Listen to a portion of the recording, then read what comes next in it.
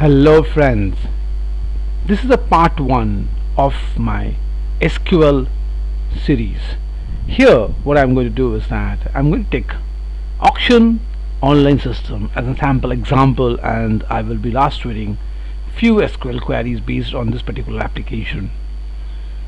In the first part of the video today, I will show you what are the tables that this particular database is going to have, and to make the thing very simple, I will be making use of DB browser for SQLite because Django comes up with the default SQLite. So for that reason I'm picking up this one, but later on you can migrate this even to Postgres also. Okay, so first thing first, I have to create the database. So for that reason, over here I have an option called new database. As I click on this, a new dialog box gets open where you have to choose a path where would you save your file. So I have selected my path. You can choose as your choice, and let me give the name of the database as auction DB. Okay, auction DB. So as I said that this is the database name, and for that reason I preferred this name as the database. So let me click on the save button, and this is going to be of the extension .db or SQLite. So as I click on this, now it is asking me to create table. Okay, I will create the table, definitely I will do that. But since I've already saved the database, so if I minimize and if I come to this particular folder, see over here I have got this particular database now, auction DB. Okay, fair enough.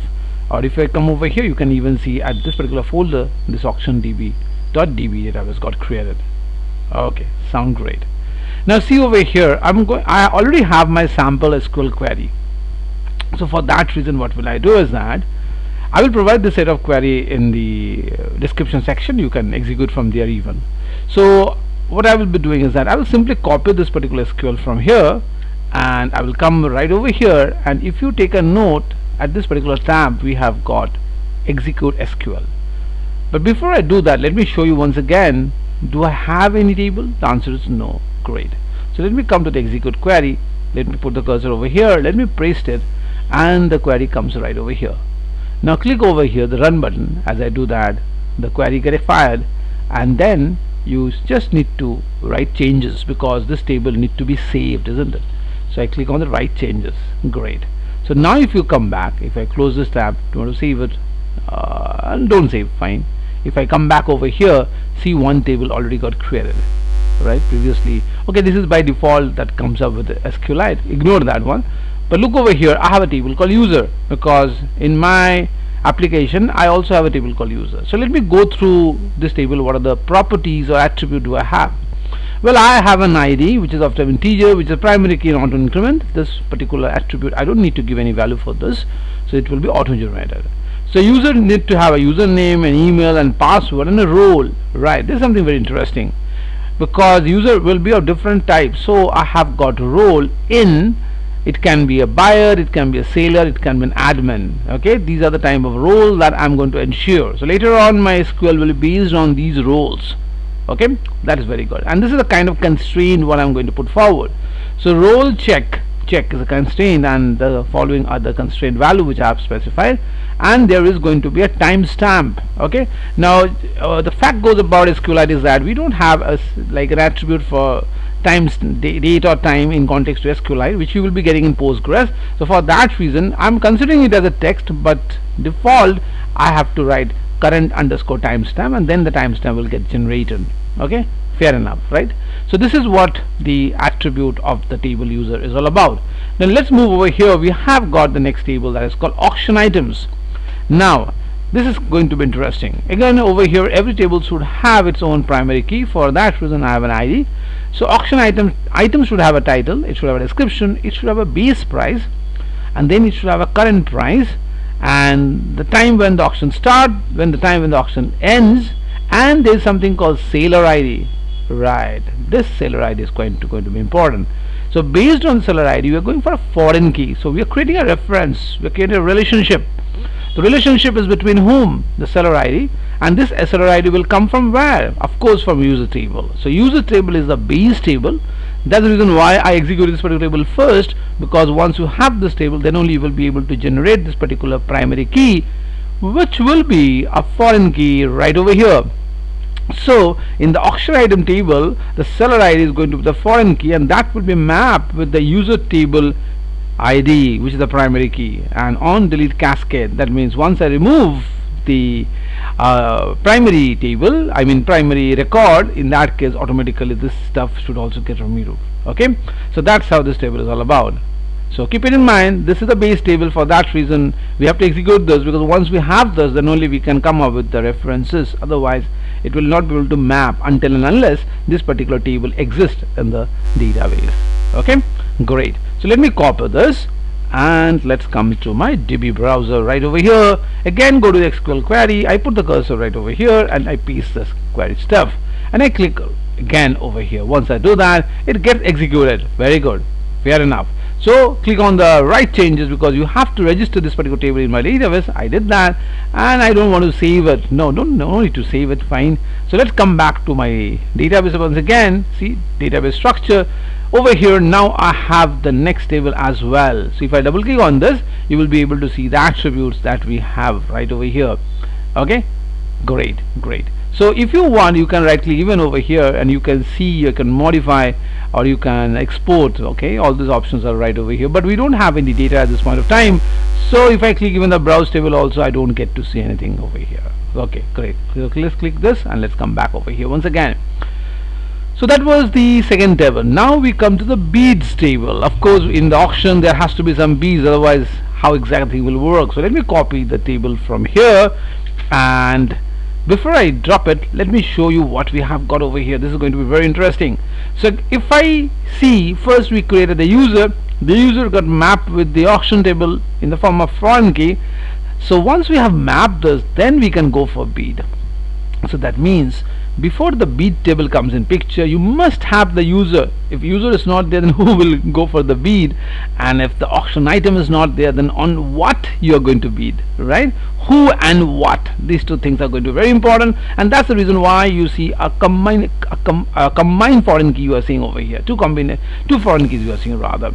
So over here it has its own primary attribute, and of course when you're going for bead, you need to go for amount and the timestamp when it was been bead, who the user who did that, and which item was been bead on, right? So these are my going to be foreign keys right over here. As you can see, the user ID is going to foreign key, which will be mapped with the user table user ID, and on delete can has to be there. Similarly, the item on which the auction will be bead is that called auction ID, and that's where the delete cascade comes in picture, and this is where the auction item table comes in picture. Great, isn't that? Sound interesting, really. So let's copy this and let's come to my DB browser. Let's go to the execute query. Let me put it over here and let me click on this. As I do that, execute stuff. Let's come and click on the right changes. The thing got executed perfectly fine. Let's click it. I don't want to save it. No need to save. Come and just see your data structure once again. Yes, you have user, you have bid, as well as you have auction item. Fair enough. Okay, so let's move to the last table, and that is called transaction. So once you have done this, of course you have to go for the payment, otherwise the transaction will not come in picture. So let's see what happened. Well, the transaction table will also have its own primary key, the auction ID on which, auction item on which the transaction will be done, the person who is going to perform the transaction, and what is the amount, right? What is the amount, and is the amount going to be done? So over here, see, we have a very interesting constraint over here. So what are the check constraint? It can be pending, it can be complete. By default it will be pending, then we will be finalizing it, and then once it's finalized, it's got complete. Okay, and what is the payment date, on which particular date the payment would be made. And over here again the foreign key comes in picture, on which particular item the payment has been made, and who the user is, on who is actually doing the payment, right? So that's how this thing is going to work. So let me copy this final table and let's come to my DB browser. Let's come to the execute and let me paste it over here. Let's click on this, and as I do, the execution takes place successfully. Let's click on write changes, and after that I don't need to save the SQL query. Don't save it. And now come to the database structure. Very nicely we have got 4 tables over here. So the sequence in which I fired these tables was user first, followed by auction item, and then came bid, and then finally came transaction. So the sequence matters over here because we are creating a references. So for that reason sequence is very important. Okay, fair enough. But at this point of time we don't have any record in this particular stuff, so I need to have the some like the data, the tuples should be there, right? And for that reason I will also provide you a set of record so that you can work on it. So please see over here, as we discuss the type of users that we have. I already mentioned over here the user are basically a 3 times. It can be buyer, it can be seller, it can be admin. So for that reason we have got something over here, the role.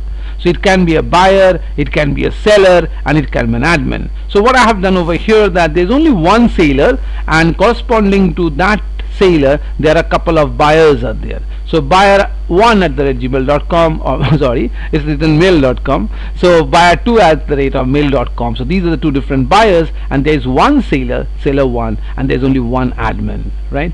So the way I have kept this particular record in such a way so that you understand the rhythm in which the application is working, and this is something which is at least this tuple has to be there, at most can be anything. Okay, so what I will do is that I simply will copy these set of tuples right from here, and I will come over here just to check whether all these 4 get executed simultaneously or not. So I paste them over here, and I will try to execute them. As I do that, the thing is fine, executed finished without any error.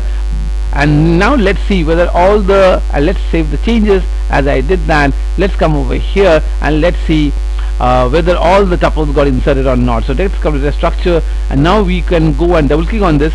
As I do that, let's right click over here and come to the browse table, and I do that, all the 4 tuples got executed successfully without any problem.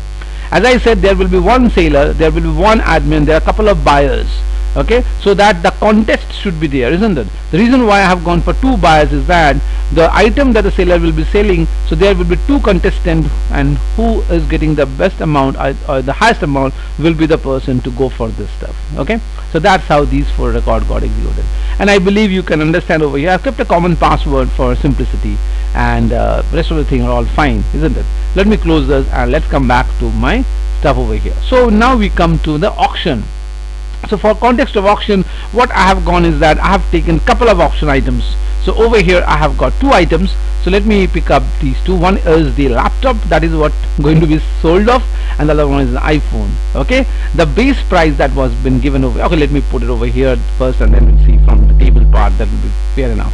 So let's come over here, let's go to execute query, let me paste it over here. Again, couple of tuples, I'm doing it. Let's click on the run button, and once we have done that, I don't want to save it, so remove it. Let's come to the browse data over here, and from here also you can choose the auction item. So let me click the auction item. Look over here, what are the things that I have got? Well, I have got couple of items to be sold off. Let me click this. So I have a laptop, I have an iPhone, and I've given a description. The base price that I have given is the 550,000 and 80,000, and currently this is the price because nobody has gone for the bid yet. So for that reason the current price is also the very same. The start time is this, the end time has not been decided, and see over here it is the same seller who has got both the products. So this is where the foreign key comes in picture, right? We already saw that the auction table has got a foreign key, so this is a foreign key that is coming in picture. So even if you click over here, from here you can see the user table. Look over here, the buyer, the buyer, there are 2 buyers out there with ID 2 and 3, but there's only one seller with ID 1, right? So that's how this thing is working. Great. So we have already seen that there are 2 products which will be in the auction. So now let's see how the bids come in the picture. So I come over here, and now it's going to bid. So what I will be doing is that I will fire this bid one by one for our understanding. So let me copy the first bid, and let's come over here. Let me go to the execute option. Let me paste it over here, and now what I'm going to do is that I'm going to fire the data. Okay, so before I get into this, let me just show you what the thing is that we have got in the bids table. If you come over in the bids table, we have got one amount. Yes, the amount that you are going to put forward as a buyer, what amount you are going to put forward, the timestamp, and who the buyer is. That the ID thing, the ID of the buyer will come in picture. So we have got 2 buyers, buyer 1 and buyer 2, and on which particular item you are going to put forward. Over here we have got 2 items. One is called laptop and one is called iPhone. Both are costly. Right, so these are the 2 things that I'm going to put forward over here.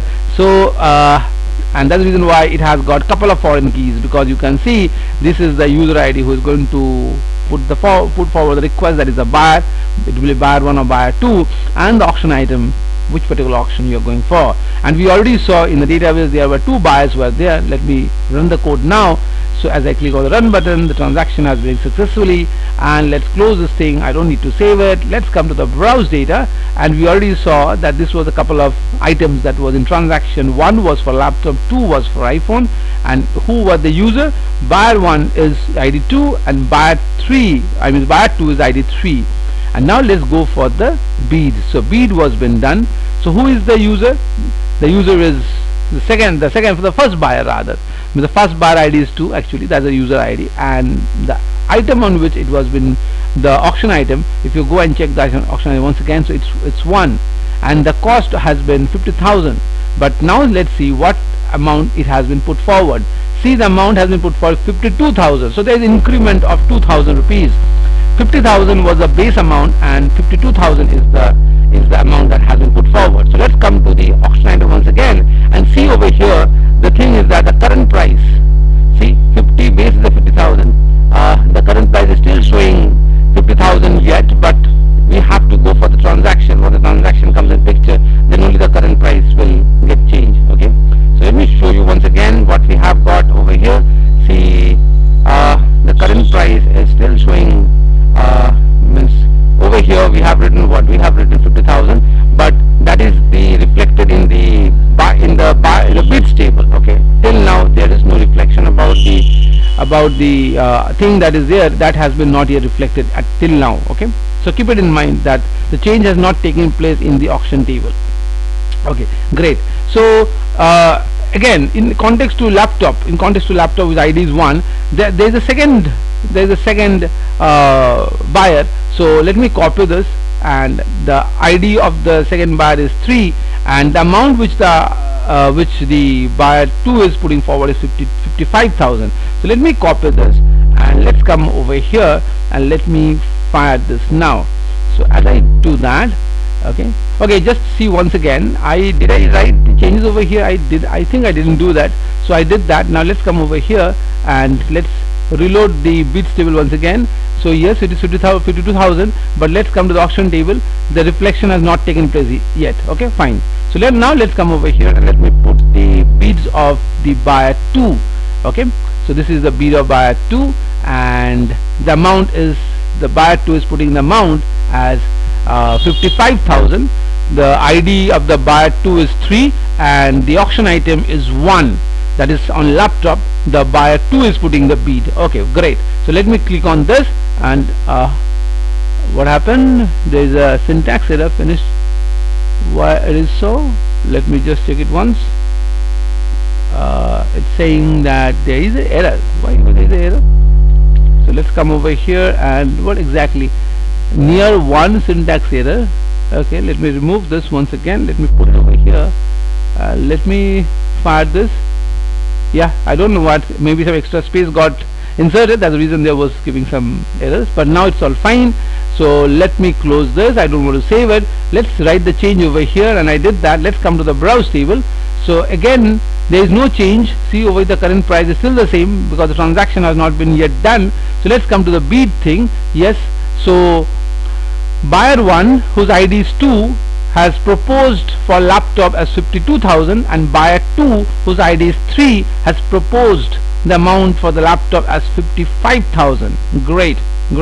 Okay, so before I go for the item number 2, the iPhone, what we want to do is that now I want to update it. Okay, because the current price of buyer 2 is more than buyer 1, and that's the reason why the update is required. And now see, the change will be reflected in the auction item because the update is going to take place. So let me copy this and see over here what we are saying. We are saying that the auction item is a table whose current price, it was showing 50,000, now it is going to be updated to 55,000 on the ID 1, and that is laptop. So let me copy this, and let's come over here.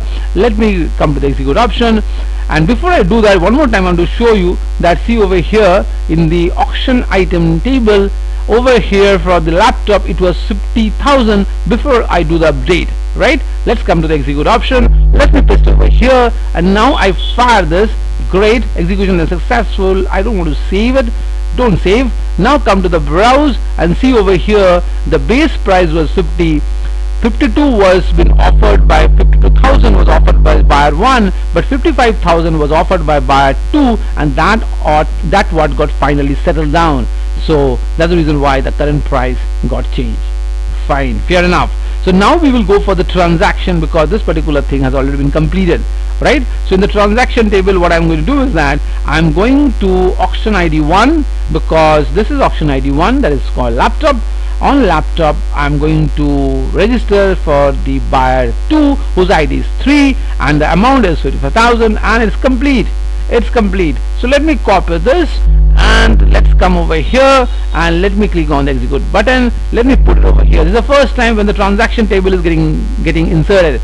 So and now I'm going for a click, and it's been executed successfully. So once I done that, so then in the transaction table this data will be registered. Let me close this, and let's come to the browse table, and now from here I can go to the transaction, and it says that the auction ID 1, that was laptop, has been taken by the buyer ID buyer 2, which was basically having ID 3, at the cost price of 55,000, and the transaction is complete. And this is the time that has been registered over here. So that means one transaction, one auction on a particular auction item, that is the laptop, has been done successfully. Great. So now if I come over here, and I will be going for auction table, so look over here, this thing has already been done. So this particular transaction has been done over here. Well, I did not do anything for the end time, that also can be taken care of, but I did not do that yet. So this item is all set, all been done, and now we can go for iPhone. Over here we can add one more attribute, that this particular item has been already sold off. We can come up with that attribute, which I didn't do it. Well, I'm showing you over here the base structure for the table. You can add extra attributes to make it more sophisticated. Okay, so now I can go for iPhone. So for that reason I will be going a little bit up once again. So auction item laptop is done. We are left with the iPhone. So, and here if you see, I have got only one bid right now for the auction item 2, which is the iPhone. And who has gone for the auction? It is the buyer 1, because buyer 1 has an ID 2. See, user ID, the first buyer is buyer 1, but actually the ID is 2, because okay. So I copy this one from here, and there is no counter bid has been provided till now. That has not been done yet. So let's come to my table, let's come to the execute query. Let me put it over here and see what was the base value. We will check it, but let's fire the query now. So I did the execution, yes, it got executed. Let me close it, I don't need to save it. Let's come to the browse table. First let's see in the auction item, it was 80,000. It was 80,000 that was been provided by the seller 1. And what is the bid that has come up? The bid that has come up is the buyer 1 has got the bid for iPhone, which is ID who's the 2, and it has been proposed as 85,000 compared to 80,000, right? So at this point of time there is no counter bid from anybody. It's okay, fine. So what I'm going to do is that I'm updating the price of the auction item from 80 to 85, and that is done by the buyer 1, whose ID is 2. Always remember the 2 refers to buyer 1 basically. Okay, so let's come over here and let me click on the execute option, and let me put it over here, and let me run this. And great, this item, this price has been like put forward in the auction table. So let's come over here, let's close it, don't save, come to the browse and see to the auction item. See over here, 80,000 has now gone up to 85,000, right? 85,000, but the transaction has not been done yet. So in the transaction table, so that transaction is not done yet. So for that reason there will be no entry in the transaction table. Only the first transaction has been completed, that has been shown. So there where I end my SQL queries, what I have given so far. So I mean I have to go for a completion of the transaction 2, but that I didn't do yet, right? So now what we have got in my next part, we will come with some basic SQL queries that we'll be seeing it, and these are something which we are going to explore right now before I end my video. So over here I have got a set of SQL queries, and then we have got join, and that is something very interesting. Okay, so now what we can do is that we can just check out some of the basic SQL queries. So select star from user. So let me copy this and let's come to my database, and let's come to my execute query over here. So I have got 3 users, I mean three type of users. One is called seller, one is called admin, and one is called buyer, right? But all total I have got 4 record in my user table. So let me click on this and let me click on this over here. See, you can see 4 records are there. There is one seller, there is one admin, there are a couple of buyers are there. So that's what we can see right over here, isn't it? Fair enough. So that was the query of the first one. Now we can go for role, get only username and role. So over here we were going for wildcard, so we saw all the attribute, but over here we are now going for projection. Projection means to select specific columns. So let me copy this and let's come over here. Let me remove this. Let me clear this. I don't want. Great. Let me put over here and let's go for that. See, now we can see very specific role wise username. So seller username is seller1, admin has a username of admin1, and a couple of buyers with buyer1 and buyer2 respectively. Great. So now what we are going to do is about the all auction item. We have got couple of items in the auction table. So let me copy this. Again, a wildcard comes in picture. Let me remove this. I mean, on top of this I'm writing, and let me run this, and it is picking up all the record that is there currently in the auction table. So we have got 2 option items, laptop and phone, and the respective details. Okay, the base price was 50,000, but the price with which it got sold was 85,000. 80,000 was the base price, and the price in which it will be sold, because the transaction has not yet been done, so it's still 85,000 mentioned over here. Okay, fair enough. Now we can go with the again with the projection or specific stuff. I don't need all the things, so for that reason I mentioned over here the following are the attribute on which I want to see it. So let me select this, let me paste over here, and let me run. Now the table is showing only 3 attributes: the title, the item which are going to be in auction, the base price, and the current price. Fair. Great. So again I will go for bids. So we have got how many bids? The total 3 bids are there. Buyer 1, buyer 2 for auction for item 1, and only 1 in context to item 2, right? Yes, exactly. So first transaction for auction item 1, that is laptop, and this was the second for laptop, and for the third there is only 1 transaction for the iPhone. That's the reason we are seeing only 3 tuples in context to the bids table. Fair enough. Now we will see the greater one where the comparison comes in picture. So I will be seeing only that bid where the amount is greater than 50,000. Okay, greater than 50,000 is what I'm proposing. So 50,000 above this too. So what I can do over here, rather saying 50,000, I want to go for above 52. So because 50,000 above is everything will come in picture, there will be no change. So I made it as a 52,000, and now if I run the query I will be seeing only couple of entries, because the first bid will not be the part of this, which was 52,000. okay, but other 2 bids will be part of this particular query. Okay, fair enough. Now what we are going to see is on basis of role, that if the role is buyer, so on that basis we are going to perform the criteria. The query is going to put forward according to that, and over here we have got 2 buyers, so the role is buyer. See the buyer's role, on basis of role, who's buyer, who is or who are buyers, they are the one that been shown over here. So that means seller and admin is not part of this particular SQL query. Okay, right. And lastly we come to something called select star from order by. So over here order by comes in picture. Order by. So what does order by says? We are going to sort on basis of current price. So let me copy this and let's come over here. Let me provide this query now, and let's run the thing, and we can see on basis of order by current price.